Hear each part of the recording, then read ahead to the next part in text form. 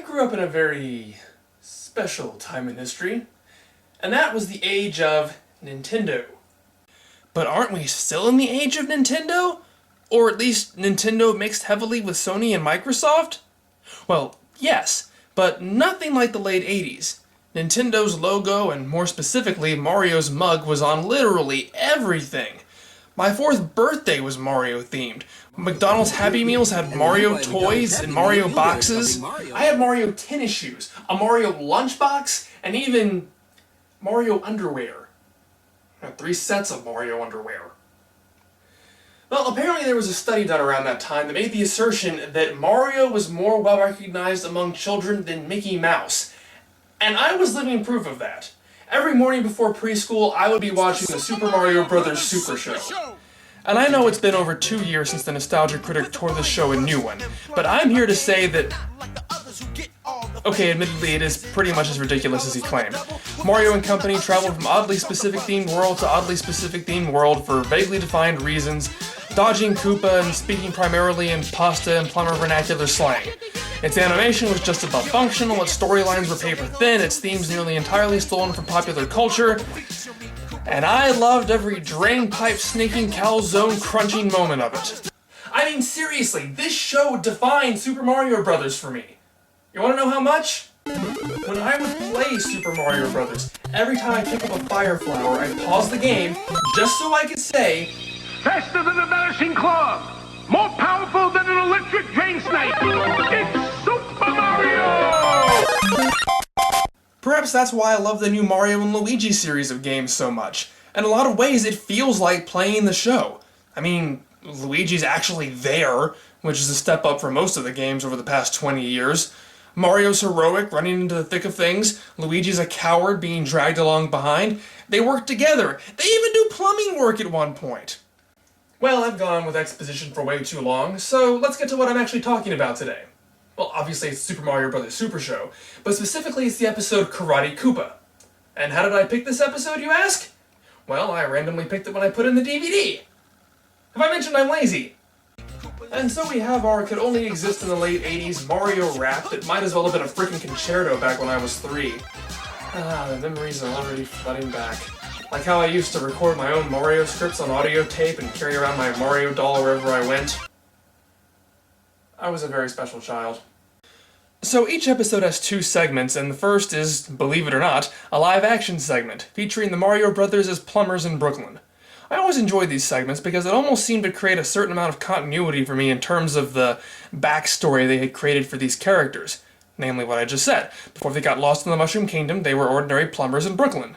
And I'm sorry, as much as I love Yoshi's Island, I've always preferred the found the secret warp zone while working on the drain version of events rather than Mushroom Kingdom native twins delivered by stork after several Yoshis carried the baby Mario piggyback and defeated a baby version of Koopa story. I don't know, the whole trapped in a foreign land and becoming heroes just seemed a hell of a lot cooler. Plus, it made it seem more like something that could conceivably happen. I can't tell you how disappointed I was the first time I ever saw a pipe in real life and realized it was nothing like the giant green warp pipes from Super Mario Bros. Hell, I couldn't even fit into one of those pipes, let alone be transported to a magical world filled with mushrooms. I did mention I was a very special child, right? Anyway, what kind of zany mischief are our brothers in now? Well, it seems they're shooting a commercial to promote their plumbing business, and it turns out that they're terrible singers. In order to make sure they don't make fools of themselves, they've enlisted the help of TV celebrity Tawny Tyler. Who's Tawny Tyler, you ask? I have no idea. But I wouldn't put it past me not to necessarily know. I mean, the show did have legitimate guest stars from time to time. Ernie freaking Hudson playing a Ghostbusters knockoff, Cyndi Lauper, Danica McKellar, Magic Johnson, Elvis? Okay, it wasn't really Elvis, but still, Magic Johnson! That is the power of Nintendo. So who's Tawny Tyler? Nobody, they just made her up. I guess that's kind of a letdown, but let's find out who she really is. According to the credits, she's Melanie Chartoff. Well, Melanie Chartoff was famous in the early 80s for being in the cast of Fridays, ABC's very short-lived answer to Saturday Night Live, and she did play the news anchor in that show, so maybe that's why she's playing this character here? Okay, I have a feeling that most of you have probably never even heard of Fridays, so how about this spawn of the 90s? She was the voice of Dee Dee Pickles from Rugrats. See, and I bet you thought I was just spewing off some obscure nerdy trivia you neither knew nor cared about. I gotta say though, the real-life version fares a bit better in the looks department. Then again, I guess you can't do much worse than three-pronged hair. So, how exactly did the Mario Brothers get such a huge celebrity as Dee Dee Pickles to help them with their commercial? I'll help you do your commercial, and then you'll help me disconnect that sprinkler system you installed in my house last month? That's right. Wow. I'm not entirely sure why she wouldn't just say, "Disconnect that sprinkler system or I'll take you to court for water damage done to my house and you'll never be able to practice plumbing in the state of New York ever again!" I guess the 80s were a simpler time where negligence and malpractice earned you favors, and the US president taught me to hate broccoli. Well, everything's going swimmingly until Mario looks at the camera and immediately goes catatonic for the rest of the episode. How are they gonna get out of this one? Well, you're just going to have to wait and find out because this, like every live-action episode, is a cliffhanger! I love cliffhangers. And now we're treated to another rendition of the rap opening as we make our transition into the cartoon. This is something I never liked about the tapes I had as a kid. Now, as you probably figured out by now, an episode of this show consisted of half of a live-action segment, followed by a cartoon segment, followed by the second half of the live-action segment. Now, the tapes extended the length just a little bit by having 2 live-action segments, so you'd have a full live-action, a full cartoon, and another full live-action. But for some reason, they took away the intro to the cartoon. And I loved the intro to the cartoon. I don't understand the logic. I guess they added the live-action segments to stretch the tape out to a full half hour, but why get rid of the intro? And yes, you heard me right. Today, people buy whole seasons of television shows in one package. Back then, companies actually sold tapes with literally half an hour of content on them, and people bought them. The 80s were a much stupider time. So now we enter the main segment, Karate Koopa. And if the title and the Asian-inspired rendition of the main theme weren't enough to tell you, then perhaps the plumber's log stating that we're in the oriental town of Sayonara should make it abundantly clear what this episode's theme is. And, wait a second, plumber's log? Ew. Anyway, the gang, which is the gang from the US Super Mario Bros. 2, Mario, Luigi, the Princess, and Toad, are looking for a martial artist named Misaki who can somehow save the princess's kingdom. Now, being partly based on Super Mario Bros. 2, the show often portrays the princess as being much more capable and active in the plots than she usually is in the games. But this is not one of those episodes. Koopa and his ninjas capture both her and Toad with the intent of making them his slaves. Well, it seems the day is lost, but then...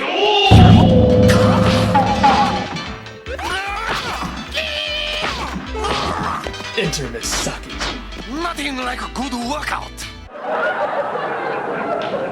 Enter blatant Asian stereotype. And notice this guy only has 4 fingers while the Marios have 5. Guess the Yakuza got to him.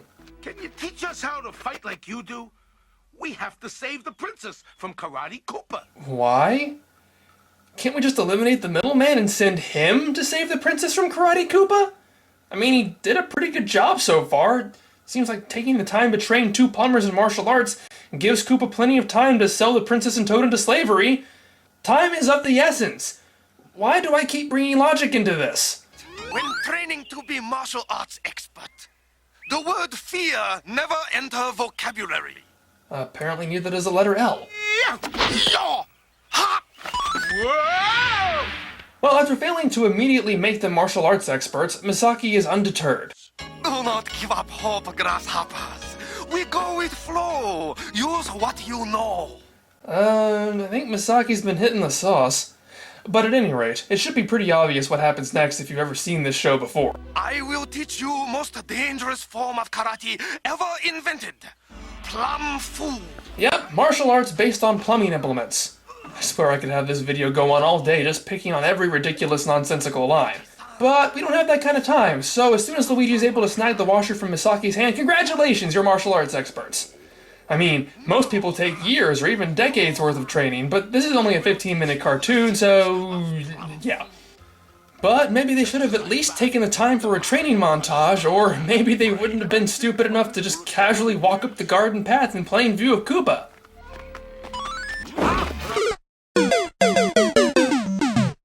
Well, so far Plum Foo is failing to impress. So they're putting an elaborate death trap in. Hey look, it's that painting! No good. Koopa's made these chains karate-proof. Yeah, but he didn't make them plum food proof. You have learned your lessons well, Mario-san. Wait, really? Using a saw as part of this ancient martial arts tradition? Considering both Mario's and Misaki's solution to this problem, saw beats karate chop. It seems Mario and Luigi would have been better off taking lessons from the guy who works at Home Depot. So they effortlessly walk along the ocean floor, and then, if you're like me, you remember that this is mirroring the games where Mario can't drown! Boy, that kind of takes the edge off the danger of Koopa's water-based death trap. You might as well just chain him to the side of a mountain for all the good water does. So there's a fight scene and... Plum Foo, very effective underwater. Why is it that the Mario brothers seem to know more about Plum Foo than the guy who taught it to them? Why does bamboo go clank? Why did Koopa leave Mario's and Luigi's weapons right next to the manhole cover that leads to the ocean he dropped them in? That is what I call plum luck. And why does Misaki play with all the racial sensitivity of that Jello commercial with poor Chinese baby? He unable to tell if this jello is strawberry, raspberry, cherry, orange, lemon, lime, apple, black raspberry, black cherry, or grape. I should mention now that this show made plungers seem so cool. I mean, they use plungers to do everything. They fight with them, they use them as pogo sticks, they can climb up vertical surfaces with them. There was even a golden one that was given to Mario by the president.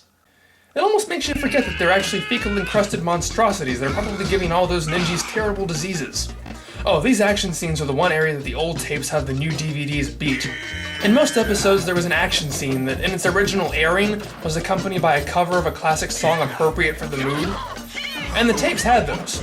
But now they've been replaced by generic music from The Adventures of Super Mario Bros. 3. Apparently licensing fees are a bitch. And that's really a shame because you just know this had to have originally been something really awesome like Kung Fu.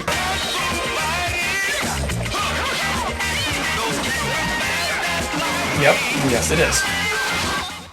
So the Princess and Toad managed to free themselves for about 5 seconds, but that just means it's time for Mario to come in and tie up this plot. And while this fight goes on, I will say that it's nice that these cartoons actually got Koopa's name right, unlike, well, every other Mario product ever released in America. And just like in most episodes, Koopa uses a potion to get away. And while they all have plenty of time to do anything, they just stand there like idiots and watch him go. Then there's a joke about Mario being morbidly obese, and everyone laughs. The end. Oh, and I guess they don't actually bother to recruit Misaki to save the Mushroom Kingdom since he's never seen or mentioned again. Time well spent, Mario Brothers. Time well spent. And now, I know you've all been waiting for this, it's time to find out how Mario gets over his stage fright in the live-action segment. Dee does some posing for some reason, while Luigi MCs, but it's at this point I find myself full of questions again. Where did all this filming equipment come from? Did the Mario Brothers sabotage the production company's plumbing too? Who's operating the camera? Couldn't that same person just stop the camera so Mario could return to the world of the living? Are they even filming? Is Mario afraid of a camera that's not even turned on? Why is it in the cartoons Mario is heroic and hungry and Luigi cowardly and buffoonish, while in the live-action segments Mario is the stupid comic relief while Luigi's a smart straight man, even though they're both played by the same actors in both versions? What do they have that wheel for? Is it only there so Mario can get hit on the head by the metal finger on the off chance that he happens to get stage fright right before they start filming? As you can see, this is the kind of thing that's best enjoyed after huffing large amounts of paint. But Mario's lucidity doesn't last very long. What are we going to do? I just know that Mario would like you to watch these scenes from The Legend of Zelda. Oh, okay. Mario? Well, if that's what Mario wants, I guess that's what we're going to do. Every Friday, the Mario cartoon was replaced by a Zelda cartoon, and every other day of the week, they took a moment out of the show to promote it. And oh geez, this is that infamous water park episode the Nostalgia Critic was talking about. But then again, now that we've had an actual Legend of Zelda game where Link rides on a train, this doesn't seem as ridiculously anachronistic anymore now, does it? Don't panic, Luigi. There's plenty of time. Good. 15 seconds. Wait, where the hell did that voice come from? Is there actually a crew here, or are they just making a commercial for God? Why are there only 15 seconds? Are we in some kind of world where commercials were live? Why is it when television shows television being made, it's never anything like actual television being made, even though it's being made by people who make television as part of a television episode? But we're out of time, and we have a commercial to shoot right now! And it's time for our guest star to save the day by playing the Helping Hands game from Whose Line Is It Anyway?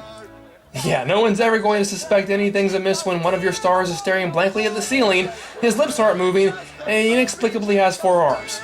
However, they might get a little suspicious when they see a woman ramming him from behind. Oh geez, Nickelodeon's never going to hire me if they find out about this Mario Brothers porn I did! Yep, I don't think they've invented a mushroom to cure that kind of shame, lady. So yeah, that's our episode. And boy does it not make any sense at all. But you know what? I still love it. I mean, what kind of logic can you expect when not even the source material makes any sense? I mean, this is a universe where a hot ditzy blonde leads a kingdom of anthropomorphic mushrooms. She's always being kidnapped by some giant turtle lizard thing, but they still let him go go-karting with them on the weekends. Platforms float in the air, turtles have wings, galaxies are the size of a one-bedroom apartment. Dinosaurs wear sneakers! I mean, it's crazy, nonsensical lunacy! Isn't that right, Mario? Yeah, you're right, Mario! You'll be with me forever, won't you, Mario?